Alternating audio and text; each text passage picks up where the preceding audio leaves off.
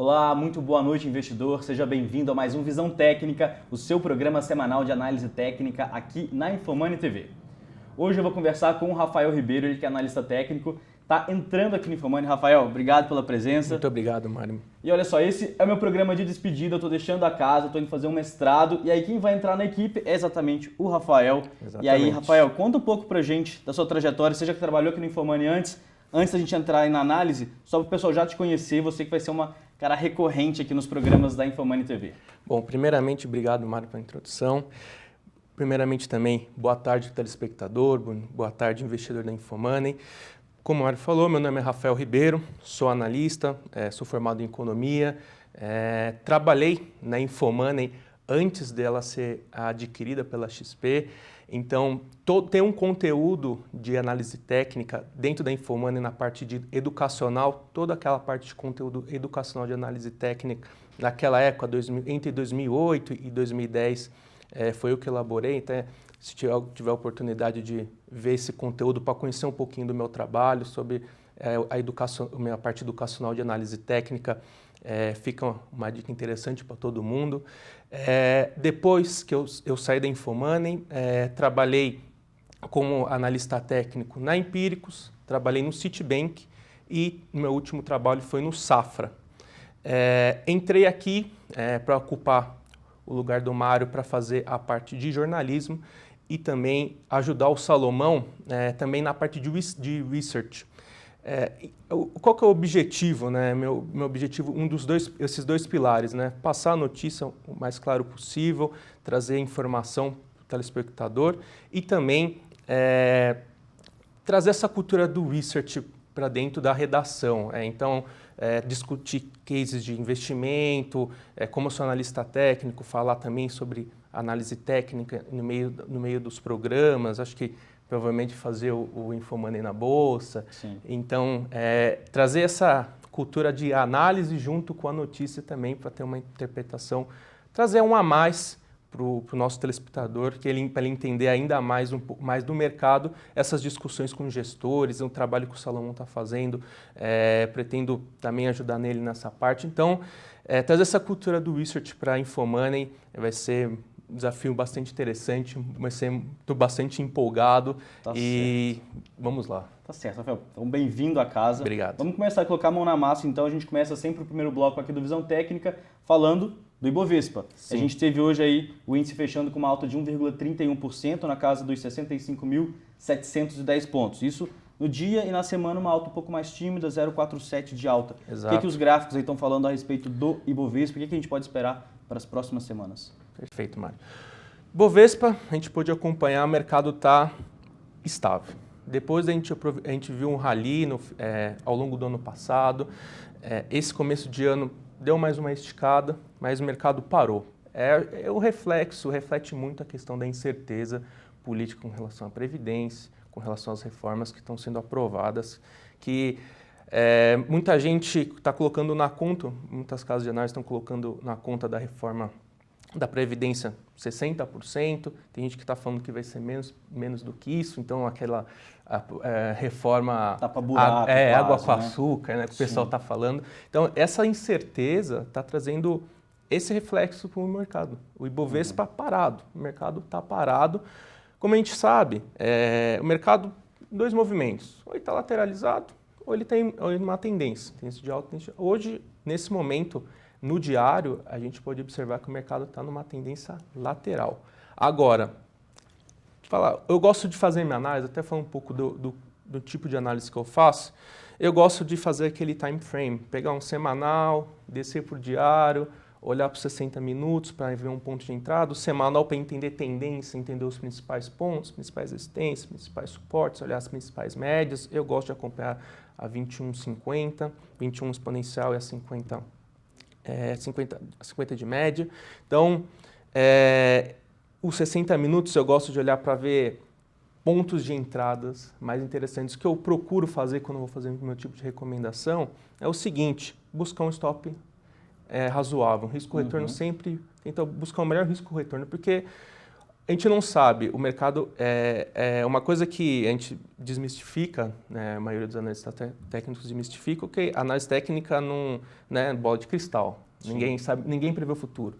O que a gente tem na análise técnica são as probabilidades daquele evento ocorrer. Então, a única certeza que a gente tem é onde a gente vai colocar o nosso stop. Então, para mim, o stop é muito importante. Sim. É muito importante você souber colocar um stop, você ter um risco-retorno interessante na sua operação. Então, meus setups, eles são baseados nesse tipo de ideia. Tá certo. Então, você está dizendo da reforma da Previdência como um driver importante que está deixando o mercado aí de lado por enquanto. Sim. Então, você imagina que na próxima semana a gente tem só discussão da reforma na comissão, deve ir a plenário apenas para o fim do mês. Você acredita que até lá a gente deve ver o mercado um pouco de lado e aí isso gera algum tipo de oportunidade ou por enquanto é mais observar, esperar alguma definição para ver se abre um ponto de entrada ou não? Sim, obviamente existem as oportunidades, mas não serão como a gente pôde acompanhar nos últimos meses. Assim, a gente teve bastante oportunidade tanto na ponta compradora. Acredito que agora a gente vai ter um momento que vão ser raras as oportunidades. Inclusive, mais para frente a gente vai falar um pouco sobre isso. Não são muitas, pelo menos eu acompanho o BRX100. Não identifiquei diversas oportunidades, como, por exemplo, ao longo dessa semana tiveram os resultados. Sim. Inclusive, na minha visão, o mercado ele não caiu, o mercado fechou no 65.710, ele não fechou bem próximo da mínima por conta desses resultados. Porque os resultados foram, principalmente varejista, né? Você pôde acompanhar hoje Magazine Luiza subindo 20%, a HGTX subiu muito forte por causa dos resultados, os bancos sustentaram bem, e da outra ponta a gente viu Petrobras, Vale recuando em linha, né, na esteira das commodities. Inclusive, a gente vai falar um pouco disso no segundo bloco. Né? Mas, então, indo agora aqui, falando um pouco do Ibovespa, né? Semanal do Ibovespa.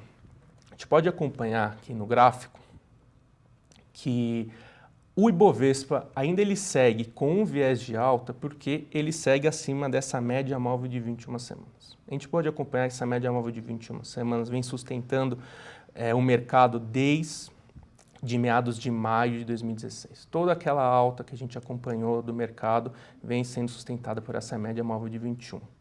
E por isso que a gente não está vendido do mercado ainda. A gente segue ainda com essa expectativa de um novo movimento de alta por conta disso. Agora, a dificuldade desse movimento acontecer, por quê? Isso está explicado, a gente explica esse movimento, essa dificuldade de novas máximas por conta desse nível de resistência, que é essa faixa dos 70 mil pontos. A gente pode observar aqui, é uma resistência muito forte, o mercado vem testando, não consegue ultrapassar esse patamar desde 2009, 2010. Então, essa região aqui, 69 mil pontos, 70 mil pontos, é uma resistência muito importante. Então, a gente vem de uma alta muito forte, a gente está diante de uma resistência muito importante. Um outro ponto que eu posso pontuar aqui ainda, olhando o gráfico semanal, é um ponto... Esse mostra a fraqueza do mercado, né? Como essa incerteza nesses últimos meses com relação às reformas, como vai ser o governo com relação a isso, perdeu força, o mercado perdeu força, essa força compradora, como estava aquela fome de compra que a gente acompanhou nos últimos meses, até mesmo no finalzinho do ano passado. A gente pode observar, esse aqui é o IFR. O IFR, a gente pode observar o seguinte: nós temos uma renovação de topo pelo mercado, pelo price action, e o IFR, ele não conseguiu. Tem uma divergência baixista do IFR, mostrando que o mercado está fraco. Né? Então, todo esse cenário, o gráfico está falando isso, né? Até mesmo a parte política, esse imbróglio político, ele sempre vai ser um problema que o Brasil vem acompanhando, o mercado brasileiro vem acompanhando disso.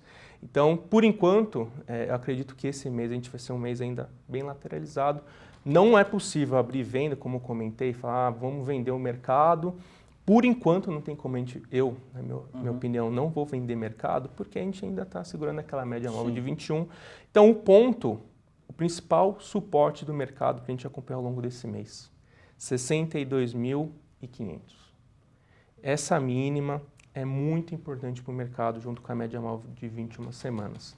Perdeu esse patamar, essa faixa, né? Essa faixa ali dos 63, 62.500, aí sim a gente vai ver um mercado, uma queda mais forte, e aí a gente vai buscar, tem a projeção para buscar pelo menos a região, inicialmente, 60 mil pontos, 59 mil pontos. Então, importante monitorar esse suporte para os próximos dias, né, ao longo desse mês. Como comentei, muito importante, média móvel de 21 semanas é o patamar que a gente tem que acompanhar de perto em maio do Ibovespa. Tá certo, Rafael. A análise para dólar ela é parecida, a questão do o driver político também determinando, sim, e aí a gente vê por enquanto então um movimento mais lateral também no mercado de câmbio? Exatamente. Eu vou colocar aqui para você o Dow Foot, o diário. É como se diz assim, é o contrário, né? O Ibovespa ele está ali no topo, o Dow Foot está no fundo. Sim. Essa região dos 3,13, essa região aqui, ó. Vou mostrar aqui, ó, 3,13, muito forte, suporte muito forte do dólar.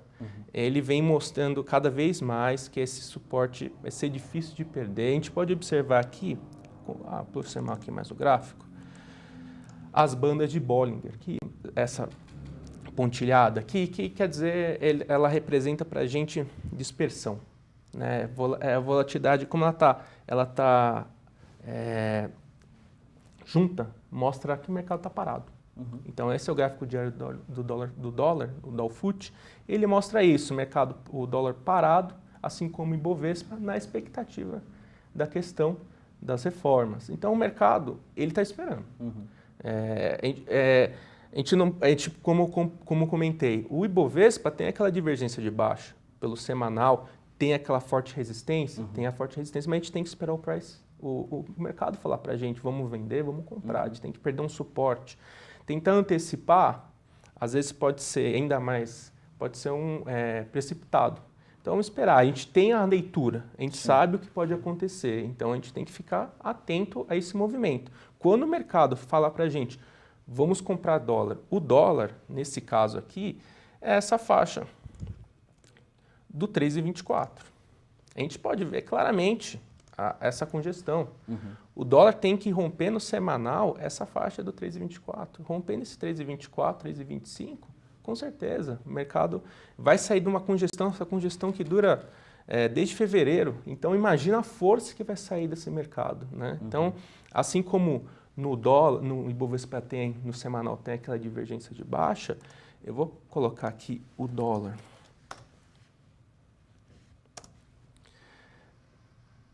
No diário com o OBV, que é um indicador de análise técnica que eu utilizo para entender volume. Onde o volume é uma das coisas mais importantes que existe no mercado para a gente acompanhar. O OBV ele traduz isso para a gente e a gente pode ver que mesmo o dólar parado, o OBV ele vem subindo. Ele vem subindo. Então, assim, o volume comprador nessa faixa, por isso que eu digo, 3,15, essa faixa 3,14, 3,13 do dólar é um suporte muito forte, muito difícil, porque a gente vê, cada vez que chega lá, o OBV vem mostrando cada vez mais um apetite pela moeda. Então, assim, congestionado, o resumo é esse. Certo. Ibovespa congestionado, a gente comentou o suporte que a gente tem que acompanhar, a média móvel de 21 semanas, importantíssima. E aqui no dólar, a principal resistência para a gente acompanhar, que seria, né, o movimento, a correlação negativa, seria o rompimento do 13,25, 13,24, para a gente ver um dólar voltando aí, 3,30. É uma perspectiva bem razoável se acontecer isso. Então a gente vai agora para o intervalo para depois ver se é o papel das blue chips, se o cenário é parecido, ou se a gente pode ter aí algum ponto de entrada mais interessante nos negócios. A gente vai daqui a pouquinho para o intervalo, então, e volta logo mais com o segundo bloco do Visão Técnica. Não sai daí.